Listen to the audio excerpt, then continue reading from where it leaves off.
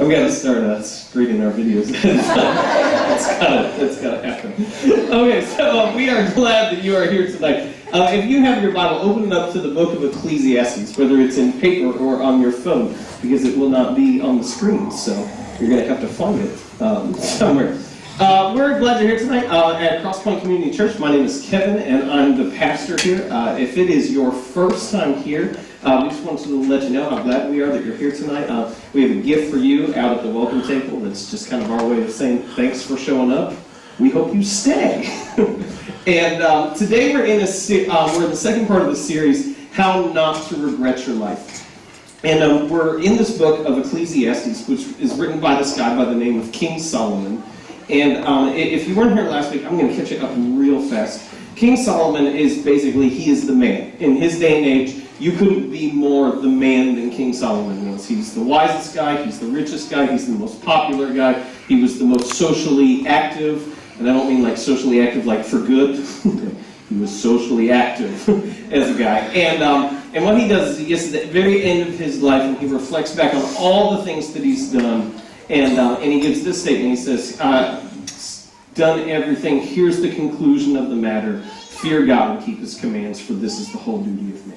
And last week when we talked about, we said the thing that he was pointing us to is that the way that you don't regret your life is you focus on the eternal. That for most of our lives, we spend almost every single bit of our day obsessing over things that are temporary. He said that's how you end up living a life that is regrettable, is you must focus on the things that are eternal. And this is what I'm going to do today, is we kind of gave his conclusion last week. Today I want to look at how he got to that conclusion, because you don't come to that conclusion lightly. And so I just want to actually show you the process of how he got there, and this is maybe the most important part, is the pain that he had to go through in order to come to this final resting spot. And I just kind of want to give you a waiver ahead of time before we dive into any of the text today, because we're going to be in Ecclesiastes chapter 1, is that a lot of the stuff we're going to talk about tonight, it's going to be hard. And so I just want you to, maybe the biggest thing I want you to embrace that. I think there's a tendency when things are light and fun, it's very easy for us to just quickly enter into it and jump in. But as soon as things kind of hit that deeper chord, we've got a tendency to just immediately put our guard up.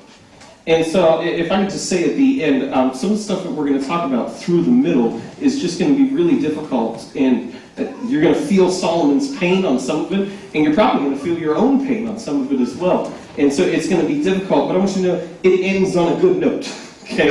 And maybe that's the most important thing that I could say about any of this, that we don't always have the faith throughout, that this ends positive. It ends, I don't necessarily want to say happy, but it ends joyfully. So with that said, let's look at Ecclesiastes chapter 1. And so Solomon lives his whole life, this phenomenal, incredible life, and he gets to the end of his life, and this is what he says. It says, Ecclesiastes 1, we're going to be in 1 through 11.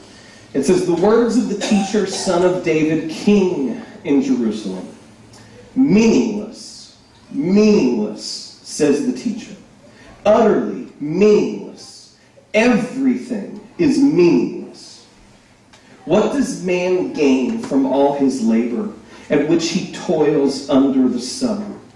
Generations come, and generations go, but the earth remains forever. The sun rises, and the sun sets, and hurries back to where it rises. The wind blows to the south, and turns to the north. Round and round it goes, ever returning on its course. All streams flow into the sea, yet the sea is never full. To the place where the streams come from, there they return again. All things are wearisome, more than one can say. The eye never has enough of seeing, nor the ear its fill of hearing. What has been will be again. What has been done will be done again. There is nothing new under the sun. Is there anything of which one can say, look, there's something new? It was here already, long ago. It was here before our time. There is no remembrance of men of old, and even those who are yet to come will not be remembered by those who follow. And it's intriguing to me because the book of Ecclesiastes, and there's another book of the Bible that is very similar in its language. It's the book of Lamentations. These are the ones that we don't want to talk about because they talk about these issues and things that aren't always fun on the surface. But my guess is that if you've ever read any of the Psalms, which are these praises to God, is that for your soul, that it resonates far more with some of the words in Ecclesiastes than a lot of the Psalms that you read. Like when he says in here of that all things are wearisome, more than one can say. And we hear that and it's like, yeah. Like, we wouldn't say, like, maybe we haven't gotten to the point of going, what's the point of it all? But we have definitely gotten to the point of going, I'm tired. Like, I'm really tired. And the interesting thing about it is, when I read this, I can't read it with the credibility that Solomon has. It's the equivalent, the credibility that Solomon has in writing and even reading something like this is the difference between like someone coming up to you and saying like saying, you know what, if you are an alcoholic, it is bad. Like being an alcoholic, that is just a bad thing for your life. You could lose everything. You can lose your job. You can lose your family. It could have disastrous consequences on you. It's a bad thing. It's the difference between someone coming up to you and saying that and an alcoholic coming up and saying, this is what I did, this is what happened. This is what I had, and this is what was taken away. Like that's the credibility that Solomon has here when he steps up and he starts writing this. It's a matter of, I have tried every last thing on earth. And it's meaningless. It doesn't seem to matter. And then throughout the rest of the book, and we're going to get into some of this stuff throughout the rest of the series, but I just want to kind of bridge it for you real fast, is he begins going like category by category. And you can see Solomon, he's very organized, because he goes, okay, let me tell you about pleasures. All the things that make you happy, things that you enjoy, kind of the mode that people go through of eat, drink, and be merry. This is how we live our life, eat, drink, and be merry. Just be happy, do things that are good for you. He goes, that doesn't matter. And so he kind of goes list by list of all the different things he tried. And then he gets to work, and he says, okay, I tried work, and I tried accomplishing all these things, and it made me feel good, and I tried doing all this different stuff. And he goes, but that doesn't matter. And then he even gets on this other category that honestly made me really uncomfortable. He said, and then I tried wisdom. I tried just to pursue wisdom through and through and to know everything. And basically what he says at the end of that section on wisdom is he goes, but I'm going to die, and I can't take it with me. And then he has this incredibly painful thing that everyone who is a parent, everyone who's been a mentor, everyone who is over 8 knows. He goes, I try to accumulate all this wisdom, and then I thought, since I can't take it with me, maybe I'll just pass it on to the next generation. He goes, but they don't want to listen. And he goes, so what is the point? And it's just, it's painful to listen to and go through. And then as he goes through all this, and he reflects on all the different things, and the thing that is so unique about Solomon is, as we talk about this issue of having regrets, if you talked about the regrets in your life, you would probably talk about situations, events, or choices. Like as things come up, like, what's your biggest regret? Like, you would point to this or that or this here. And Solomon looks at his life and he goes, I regret all of it. Like, I can't say this or that. I can tell you about the different things that I did along the way. But let me tell you, start to finish, I regret every last day. And then, and this is so important, it's only when he's gone through that does he begin to make meaning of it. You see, this is so significant. Because, and I want to emphasize this again, of the feeling that you must feel in that moment. Like, I can look back on different times in my life and go, ooh, I messed that up. Ooh, I didn't make the right choice there. I wish I would have handled that differently. I've never sat down and just went, oh, all of it. What was I thinking? And how incredibly painful and difficult and sobering in terms of his worth and stuff like that. That must have been. But after he does all of that, he goes, now I can tell you what matters. It is only after Solomon goes through the painful work of reflecting on his regret that he can begin to make meaning out of it.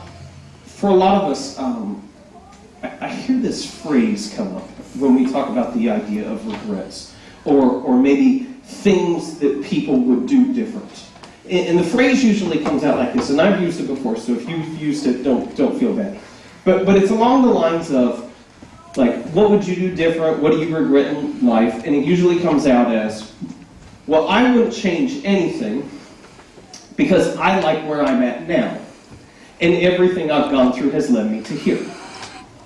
Have we heard this? Is this familiar? Okay, just a general nod of the head. Thank you. So you're with me. And it's that idea of, you know what, I like where I am. I understand that I could have done some stuff better, but I wouldn't change anything because everything up until this point has led me to here.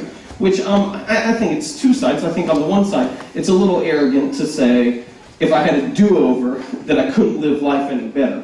Because I guarantee you I would along the way. I would have spent more time playing Super Mario Bros. 3 and less time playing Super Mario Bros. 2. Because 3 was clearly better, and I hung on to 2 for way too long. I don't know what I was thinking. But I mean, that idea of, if I could do it over again, that I wouldn't do anything different. I mean, it speaks to that on the one side. The other side, I think it's this, is I think for some of us, it's just too painful to actually think that we screwed our lives up. It's too painful to kind of recollect the events that maybe just really messed us up along the way. And it hurts. And so what happens is we just kind of avoid it at all costs. And we think, and this is the real lie, we think, if I don't think about it, if I don't reflect on it, then it doesn't hurt me. We have this terrible situation in our house right now that revolves around the issue of sippy cups. And so we have bought, I swear, with our 2 little girls, we have bought over 60 sippy cups in their lifetime. I think we have like 5 right now. I have no idea. There is a sippy cup monster somewhere in our house that is stealing our sippy cups. If you know how to defeat this monster, please tell me. I would like to know this. And so we lose, I have no idea how, we lose them by the dozens. But there are a few that make it well known that we have lost them. These are the sippy cups that have milk in them. Because our girls never finish the entire sippy cup of milk. There is always just like a little bit left at the bottom. And so we'll be downstairs watching TV, something like that, and one day it'll just be like, oh, I smell it. I know, I smell it. And so then we go on this like mad search, because we know if we don't do something now, it'll just get worse and worse and worse. And it's honestly, sometimes I'm really lazy, and like Bethany's not downstairs, and I'm just watching football by myself or something like that. It's like, oh, I'm now I won't know that I'm smelling it. That's okay. But then here's the deal: is there's this dilemma that you then have, because you know that some of you are not frugal and you would just throw the sippy cup away. And I don't know, maybe you're wiser than I am, but we go, no, we're going to say that we have found this sippy cup. The monster's already taken all the rest of them, so we're gonna save this one. We're gonna salvage it. We're gonna clean it out. And so you go through this like terrifying experience where you get the sippy cup down, and then you start to open the lid, and you tell yourself, this is what you say. You say, I'm not going to smell it. I'm going to breathe through my mouth. I'm going to do something else like that. I'm not going to smell it. But your brain is so curious that it doesn't listen to the commands that you're saying. So you're like, I'm not going to smell it. I'm not going to smell it. And then you like get it here, and then you just have to go, oh no. And then you do the whole dry heave thing, which I'm not going to illustrate for here this evening. But you kind of go through that whole thing, and then you dump it out, and the milk comes out like it's now in solid form, and it's just like, oh man. And it's in the kitchen and smells, no lie, the kitchen smells for the rest of the day. Like you run hot water for an hour to try to get it out, and it still smells. This explains, I believe, how most of us deal with regret. Is because when the sippy cup is sitting there, it smells. And you can smell it, but it's not overpowering. Most of us would rather let it sit there for years than to go through the pain of actually opening it up where it stinks and it's awful and cleaning it out and making it good. And I think that's primarily how we live our lives when it comes to this issue with regret. I'd rather deal with a little stink from age whatever I am right now until the day I die than to actually go through a few moments of intense pain in dealing with it. And so what happens is that we tell ourselves, I can handle this, and it's not that big of a deal. I want to talk about a couple things that happen when you either don't deal with or you deal with regret. I'll talk about the don't deal with side. Because I think a lot of times we tell us, oh, it's just there, it's not that big of a deal, it's not really a problem, it's not affecting anybody, it's not hurting anybody, it's my thing, and most of the time we've kind of filled our lives with so much activity that we let ourselves forget it. And so the two things that happen when you don't deal with regret is it's bitterness and it's a numbness. I want to talk about the bitterness first. Bitter is not an emotion that we talk about much, but we can see in other people very, very clearly.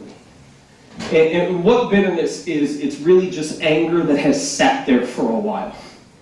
It's anger that has had a time to not kind of wash over us, but to settle in and to become who we are. And the issue is that when you're angry, you always believe that something is owed to you. And that is the nature of anger. It is, you can identify anytime you're angry, and it's, I believe they took this from me, or I believe they owe this to me. That is the nature of anger. The issue with bitterness, when we come to the issue of regret, is that your anger is not actually at anyone else. You're mad at yourself. Because of the choices that you've made, or the things that you've done, or the things that have come in along the way. And so this bitterness really is this anger that hasn't had a chance to settle, but it's not an anger directed at anyone else. It's an anger that kind of focuses on who you are. And so people who have undealt with regret have self-esteem that's like this. And the reality is, and they shouldn't, but the reality is that because they haven't dealt with it, what happens is they hate themselves. And so they don't think they're worthy of anything. They don't think they're valuable at all. And it manifests itself in one of two ways. Either on the first side, you make yourself kind of meek and timid and so small that you don't want anyone to touch you or see you or anything like that. Or you go the complete opposite and you try to make yourself larger than life and make yourself seem perfect. But they're both bitterness because you haven't actually come to deal with your regrets. The other thing that undealt with regret results in is a numbness, which is very understandable. Because the idea of, I messed this up, I did this wrong, something along those lines, it's so painful to accept, and it's so painful to work through, that our natural response is we want to insulate ourselves. Because we go, this hurts so much, I don't ever want to feel this again. And so we position ourselves in certain ways so that we can't be hurt. And so what happens is we keep relationships at arm's length. We don't take risks in certain areas, whether it's socially or activities or our job or things like that, because we're just so afraid of getting let down or so afraid of getting hurt. The problem is that you cannot insulate yourself from pain without also insulating yourself from joy. And so we tell ourselves, I just don't want to experience the pain, but as a result of it, we don't experience any happiness either. And so people who have undealt with regret, they, they just walk around and they're just numb. And they're never moved emotionally because of different things. They see pain and heartache and it doesn't affect them. They see joy and happiness and laughter and it doesn't affect them. Because they have regret that has just sat there for years. Because they're too afraid to open up the cup. So what happens if you deal with it? And I'll talk to you in a second what it actually looks like to deal with it. But if you actually deal with that regret, what happens to you? Well, the first thing that happens is pain. And I think it's important, we didn't title this series, How Not to Regret Your Life Pain-Free, because that doesn't exist. But when you actually go through and you look on the things that you've messed up, and you look on the things of, if I would have done this differently, my life might have turned out this way, or if I would have made this decision instead of that, my life would have turned out for the better. I mean, that's painful. That hurts. Because you can't go back. Like, it'd be awesome, but you can't go back and make that different decision. And so it's very, very painful. I think sometimes we get the idea that feeling pain is a bad thing. And not to be too crass on it, but like feeling pain is the only thing that separates us from sociopaths. Like, I mean, the ability to feel hurt, that's the only thing that separates us. And so yes, it is painful, but there's another thing that comes from it, and that's meaning. Whenever you actually deal with your regrets, you gain meaning and purpose from it. And so these things that are painful can then be turned into what really are the defining moments in our lives. The things that are the most difficult and have caused us the most hurt, and we bear the most amount of scars from, become the things that shape us and define who we are. The issue is we have to actually come to reality and deal with them. There's this fantastic story about a guy by the name of Jim Stockdale. I don't know if you've ever heard of him. Jim Stockdale was the highest-ranking prisoner of war in the Vietnam War in a camp that was in a prison that was known as the Hanoi Hilton. And so he is the highest-ranking officer in this POW camp. So he's a prisoner of war, and he was in there for 8 years.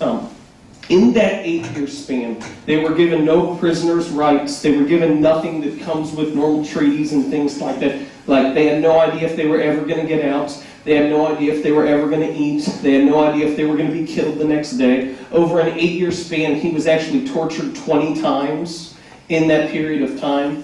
And at one point in time, he was so committed to the health of his fellow prisoners that he beat himself with a stool and cut his face up with a razor blade because he found out that they were going to videotape him as evidence of a well-treated prisoner. So he went to such an extent that he wanted all the other people around him for the world not to be able to say, oh yeah, they're good, that he actually disfigured his own face to a great extent to make sure that didn't happen. And so this author that I really, really like, I find him fascinating, he's going to interview Jim Stockdale. And so he was prepping up for it, and as they were having the interview, he asked him the question. He says, well, you made it out. Who didn't make it out? Because there were tons of people who never made it out of this camp. He goes, so you made it out. Who didn't make it out? And his response was very simple. I thought it was fascinating. He said, it's really easy. The optimists. The optimists are the one who didn't make it out. He goes, what do you mean? And so, well, the optimists who were the one who said, well, we're going to be out by Christmas. I know, we're going to be out by Christmas. It's going to happen. We're going to be out by Christmas. He said, and then Christmas would come and Christmas would go and we'd still be there. And then the optimists would start saying, we're going to be out by Easter. I know it. This year, we're going to be out by Easter. It's going to happen. He said, and Easter would come and Easter would go and they'd still be there. And he said, eventually, the optimists all died of a broken heart. And then he turns to the guy and he says, this is very important. I want to get this exact. He says, this is a very important lesson. You must never confuse the faith that you will prevail in the end, which you can never afford to lose, with the discipline to confront the most brutal facts of your current reality, whatever they might be. I want to say that again because I want to make sure we get that. You must never confuse the faith that you will prevail in the end, which you can never afford to lose, with the discipline to confront the most brutal facts of your current reality, whatever they might be. And I think that's the thing that maybe sets in so much, is that we think that when we actually look at regret, that we'll never move past it. And he's going, no, you have to have that faith. But you also have to be able to just really come face to face with it and say, this is what was lost. This is what was taken. This is what hurts. And so as Solomon goes on this journey in the book of Ecclesiastes, he shows us how he did it. And if you read the book of Ecclesiastes, it really is. It's very painful. Because he goes, I'm mourning this, I lost this, I regret this, I regret this, I regret this, and then he has meaning from it at the end. The one thing Solomon never does is he never shows us how to do it ourselves. And so I want to show you a very easy example of how to do it ourselves. So we're going to go to another verse. This is going to be 2 Timothy chapter 4, verse 5. And I'll give you a second to get there because, my goodness, if you're going to remember anything from this, I want you to remember 2 Timothy chapter 4, verse 5. And what this is the Apostle Paul, who wrote most of the New Testament, who took the message of Jesus to all these different nations. He has observed all these young people start to come up and tell people about Jesus. And what he does is he's got this one guy by the name of Timothy who he takes a special interest in, and he writes these 2 different letters that we have to Timothy that are his specific instructions to Timothy on how to live and what he should do. And it's fascinating because a lot of it, if you read the letters, a lot of what he says, it really comes down to, don't be like this, do this. Don't be like these guys, do this. And so this is what he says to Timothy. It starts with this, 2 Timothy chapter 4, verse 5. He says, but you keep your head in all situations. I think that advice is very, very important. Keep your head in all situations. When things go bad, we always have a tendency to tell ourselves this is the end. And it's not. It's not. I mean, my guess is, in a group this large, 100% of us have a regret. And we're still here, right? We seem to be doing all right. When you walked in, you seemed fairly happy. That was a good thing. And it's so funny because we'll acknowledge that, and then something bad will happen, and we'll act as if this is the end of the world, and this is it, and this is done. But he says, no, but you keep your head in all situations. And then he says this is the most important thing. He says, endure hardship. Endure hardship. I think we're taught to run from hardship. I think we're taught when times get tough, you find the easiest way out. And you get out. And so I want to be very, very clear here. God doesn't ask you to seek out hardship. But he also has no expectations that you run from it. He doesn't expect you to live a life with 0 regrets. He doesn't. He knows you're going to have some things that you have messed up on. He wouldn't have needed to come to die on a cross if that wasn't the case. He knows you're going to mess up along the way. He knows you're going to have some regrets from it. And so he's not expecting you to run from hardship, and he's not expecting you to live a life with no regrets. He is asking that you encounter and embrace the difficult things that are set before you. And that's all he asks. That when life gets tough, you don't turn and run. And you also don't act like it's not really hard. He says, endure hardships. Now, this is where it gets really hard. Is because for some of us, our hardships are at a level 10, and for others of us, they're at a level 2. And if you're going through level 10 hardships, it's really easy to look at that and go, why can't I be going through level 2 hardships like them? And then we tell ourselves all these other things. I read my Bible, I bet they don't. I pray, I bet they don't. Why am I getting all this when they're having this? And the answer is, I have no answer for you. I'm really sorry. I don't know why that is. I don't know why some people face extremely difficult circumstances over and over again, and other people seem to go through life easily. I don't know what the reason is for that. But I do know this, that what God asks of you is that the difficult things that are faced before you, they're right in front of you, that you endure them, and you don't run from them. And so Paul says to Timothy very, very simply, keep your head. It's not the end, but endure hardship. And then what he says next may sound a little confusing, but it's so important. He says, do the work of an evangelist, which the work of an evangelist is to tell people about Jesus. So do the work of an evangelist and discharge all the duties of your ministry. When I first read that, I was like, oh, that sounds nice. It just sounds like I just pass it off to a whole bunch of people. I was like, okay, that's good. Hardship. Hey, will you do this? Will you do that? I'm really not good at laundry. I mean, that could be a ministry for something. Like, could you do my laundry? That'd be fantastic. I asked my wife. She said, no. I said, but I'm supposed to discharge. Paul said that but she wasn't buying it. So, what another translation says, and I think this says it so much better, he says, fulfill your ministry. Fulfill your ministry. Do the work of an evangelist, which is tell people about Jesus. Fulfill your ministry. It is amazing how loud it speaks when Christians suffer well. I mean, I could go through and I could tell you a number of stories of people in this church and in this community who have gone through extremely difficult circumstances but have suffered well. That says more about the impact that God has had on our hearts than any music, videos, or preaching ever will do.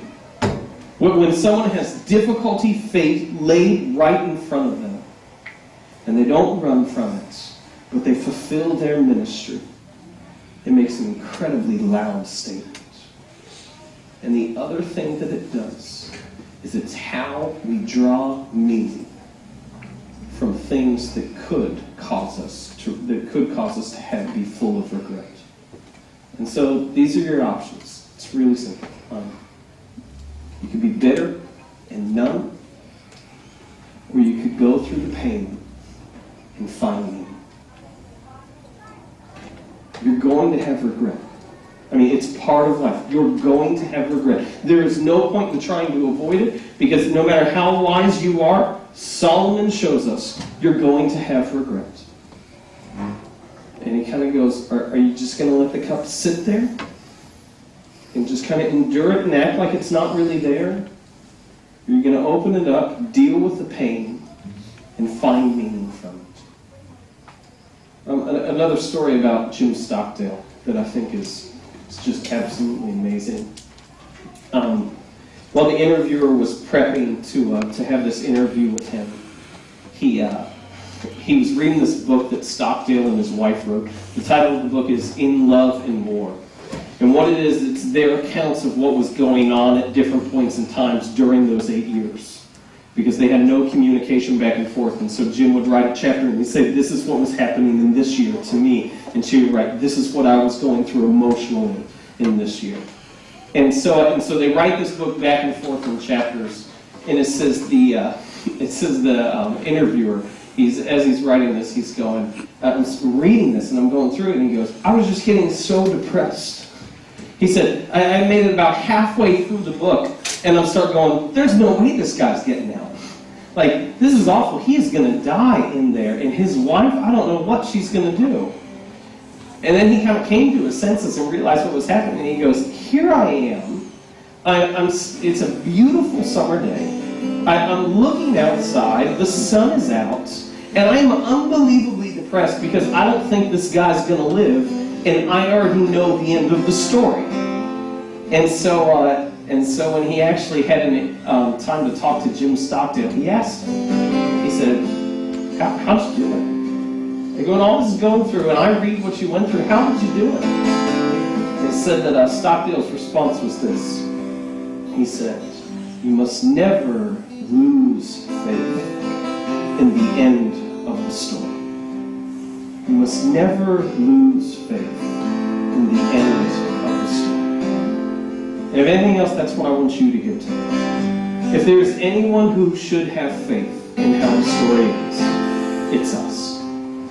If there's anyone who should have faith that of all the things that we may go through in life, that it will come out okay on the other side, it's us. And so if you can have that assurance, why wouldn't you go through the pain and find the meaning that you need from dealing with your regrets? Don't run. Don't hide. God's good. And I think maybe that's the most important thing. In Romans 8:28 it says, we know that all things work together for good for those who love God. And so you know what? It may not be good right now, But that verse tells us that in the end, it's good. It's good. It's not the end. But when it is, it'll be